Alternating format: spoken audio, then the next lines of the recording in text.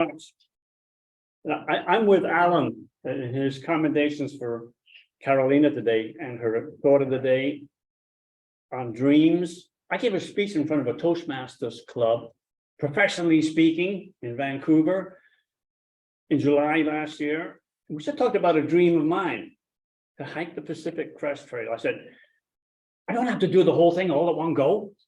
I could break it up into chunks. I could do Oregon 1 year and Washington another. California may take 3 years. It's a big state. I said, but what about water? What about food? What about snakes, lions and tigers and bears? I said, I can break it up into chunks, figure it out. And then in November, I bought a ticket, plane ticket to San Diego. I booked a shuttle to the Mexican border, to the southern terminus of the Pacific Crest Trail. What changed?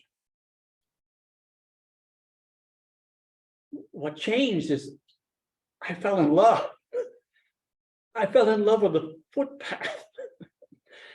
I hiked the passes on Mount Hood and Snoqualmie and Mackenzie. And I was just absolutely captivated by the grandeur, the scenery, standing on the ridges, looking down at the canyons below. Oh my goodness, I fell in love. I hiked the shoulders of these giants, these mountains. And I also joined a Facebook group, class of 2023 PCT. And I listened to the experts, giants themselves, who had done this before. And I learned what to do, what not to do. And guess what? My confidence grew. Could I do this in 1 year? Well, other people have done it successfully. Should I do this? But there's nothing to stop me from doing it. I'm retired, except for perhaps the voices of reason and the voices of caution, lions and tigers and bears. And I took those voices seriously. I bought a Garmin InReach mini satellite communication system, tested it out. It works great. I bought some mini spikes and I went hiking down by the Columbia River. And when we had that ice storm down all those icy roads, it held fantastic. I'm learning more and more about nutrition and staying healthy on the trail. So then what? Well, I registered for a chance to get a lottery ticket. Unlike Sarah, I won the lottery. I got a very low number in the lottery, and I was one of the first people to get onto the website, and I picked a date that I wanted, April the 6th. Not too hot, not too cold, Goldilocks zone. Not too hot in the desert, not too icy in the mountains. And April the 6th just happens to be the birthday of Sam Gamgee. I discovered that later, didn't pick it for that reason. Sam Gamgee is the gardener, the hobbit who accompanied Frodo as he went to cast his ring into the fires of Mount Doom. So if anybody knows what Mount Doom is, let me know. I'll be sure to pass that on to Frodo if I see him. I'm also planning to make some friends along the trail.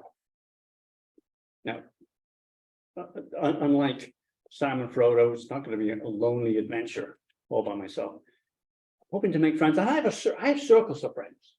I've got hiker friends and I've got Toastmasters friends. And I'm hoping to grow these circles so that I can introduce more hikers to Toastmasters and Toastmasters to hikers as I'm hiking along the shoulders of these giants. I'm glad we're recording this because I'm going to use this speech as an introduction to my YouTube channel on the shoulders of giants. I'm going to profile the giants of the trail, people who have, like the trail angels, trail maintenance people, people who love the wilderness and care for it and cherish it, want to protect it, among others.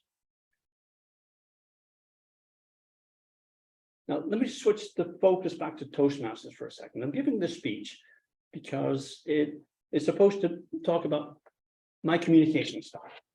And I took the test, and it said I did very well in the supporting and initiating aspect of communication, and not so well in directing and analytics. And it kind of surprised me, because in my career for 40 years, I did project management in high tech, and I was pretty good at it.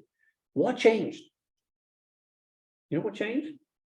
Toastmasters got me out from behind the computer, in front of people, more comfortable talking to people about myself, sharing stories about myself, learning how to talk about myself. And what I love about Toastmasters, and I've heard this from the speeches today,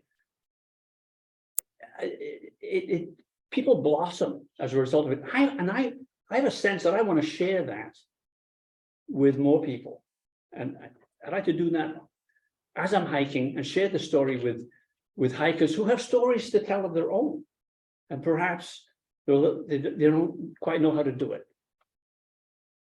And to do that, one of my goals, speaking of initiating and supporting, is to initiate something called a speechcraft. What's a speechcraft? The speechcraft is a Toastmasters program that introduces people who don't know about Toastmasters, or don't know what, they want to learn how to do public speaking. And maybe they're a little bit shy about sharing their own story. It's outside of Toastmasters. It's not a part of a club. It's an 8-week program, and I'm looking to get 5 people who are interested in doing this, introduce them to Toastmasters. As I said, build that circle of friends, build that circle of knowledge about Toastmasters. So, as I mentioned, I'm going to incorporate this speech into my introduction to the YouTube channel. Look for future interviews with and about the giants on and behind the trail.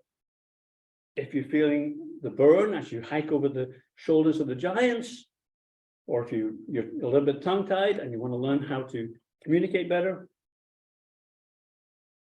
you got this. And don't forget to like, subscribe, and comment in the section down below. And comment. Madam Toastmaster.